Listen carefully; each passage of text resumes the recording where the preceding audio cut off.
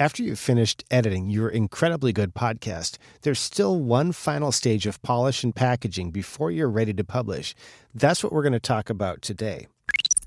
What's happening, podcasters? I'm Brian Ensminger with another episode about podcasting. I'm here to help you launch, improve, and sustain your show.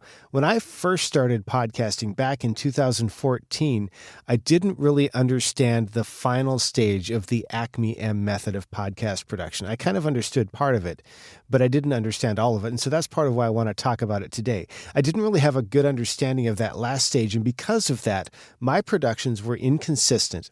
And they didn't sound as good as they could have. And I'm wondering if maybe you struggle with this as well. You like what your edits sound like, but you're not quite as happy with the final product. Well, I'm talking today about the final stage of the ACME-M method, mastering. And I do want to mention, before I start talking too much about mastering, I do practice what I preach. I follow this process. I was working on a client episode today, a file that came through yesterday, where there's some notes from the host about things they wanted cut, stuff like that. But because I followed the ACME-M method, I was able to find some things that the host didn't even reference. There were some wide variations in sound that she happened to mention, but there was some other stuff that I found because I followed this process. So I assessed the audio. I saw what I was starting with. Then I went through and conditioned the audio. I made sure that I had good cleaned up stuff to start with. I cleaned it up as much as I could, partly based on her notes and partly just based on what I found as I went through the process. Then I assembled and mixed the pieces together. I made sure that my levels were good and all of that. And then I went through and I did an edit. And this was not a detailed edit. I didn't go through and listen to every minute of it, but I did go through and look for anomalies. And because I did that, I found some stuff that I was able to take out and make the show sound better. And that then led me to the final stage, mastering. And this might be the most misunderstood stage of the ACME-M framework.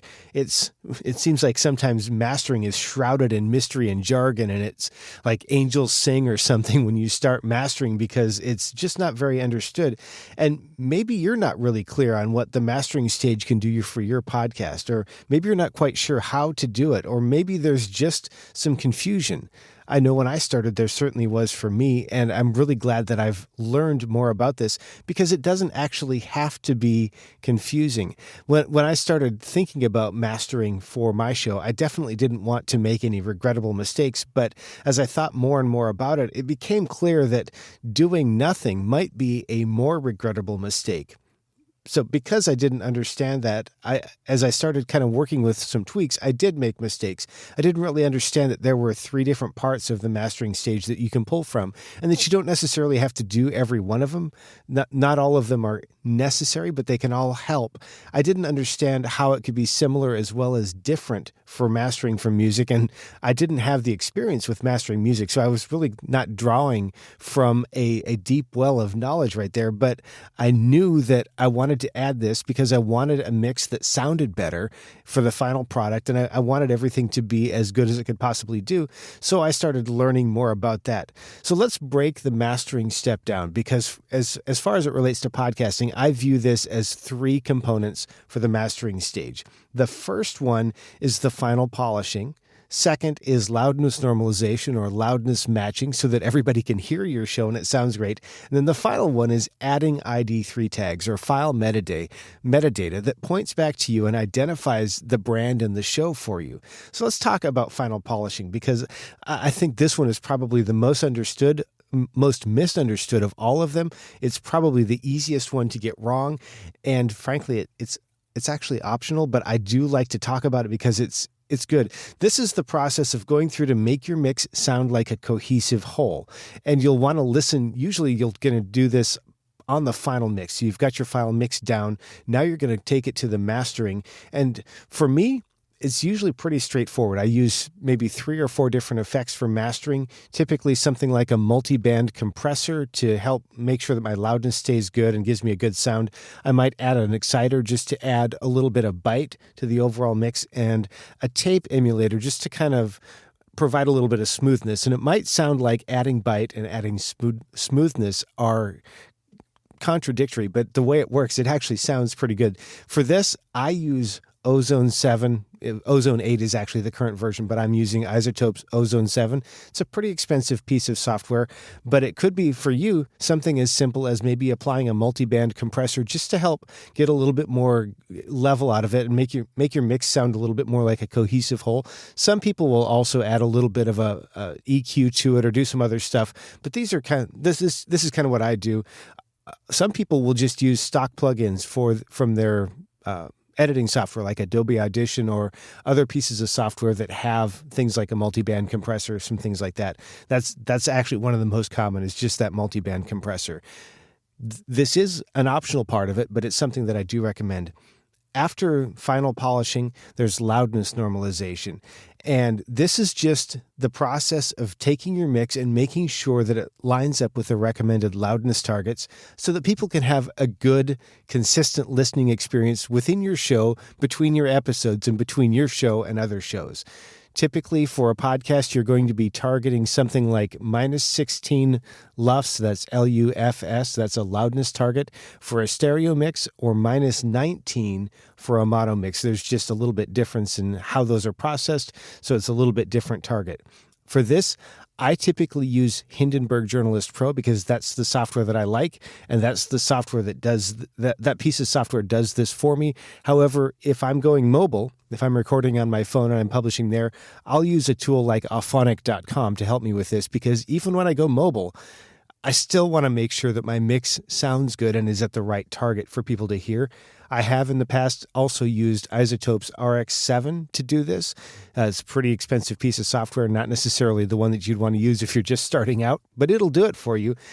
Some people will use Adobe Audition. There are a number of tools out there that will help you do this. I would say probably the most common one that we hear talked about would be Auphonic. I like Hindenburg, but there are a bunch of them out there. And then finally, the third part of this is going to be adding the ID3 tags. This is the file metadata that often contains things like an image for your show or an image for the episode, the title, the copyright information, a description, maybe a link back to you, maybe some contact information as well as the episode number, some stuff like that. And that's really there to help identify the file. Some podcast apps will actually use this to populate portions of what's in the show notes or what's the image that's being displayed. I also like to do this.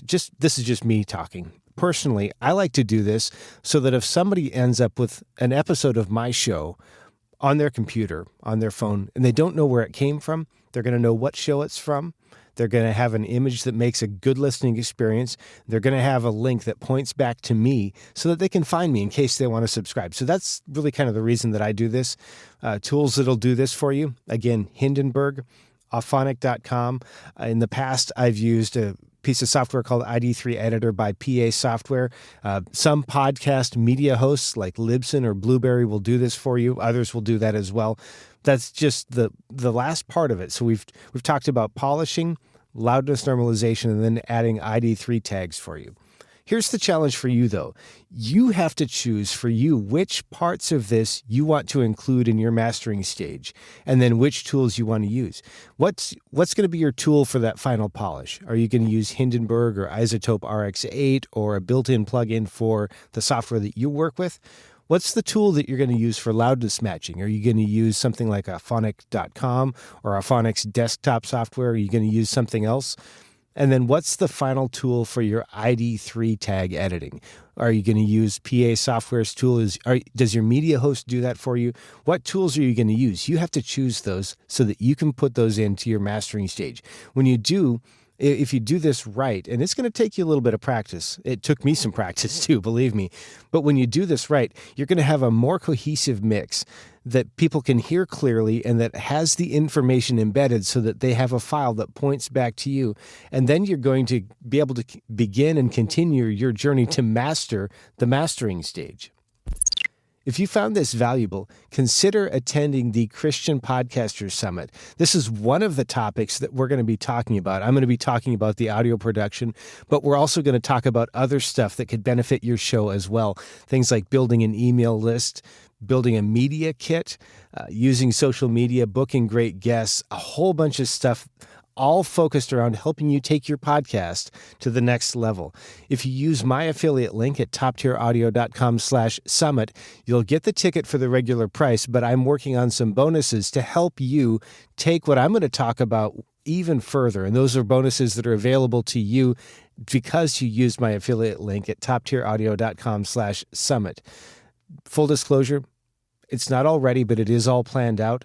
Or if you'd like some one-on-one attention, maybe you want to accelerate your learning right now, maybe you want to get some one-on-one feedback or some focus on your show, visit toptieraudio.com and set up a consultation. I'd be glad to talk to you about your show and what you can do to improve it or address the concerns or the challenges you're facing right now. I'd be glad to do that for you.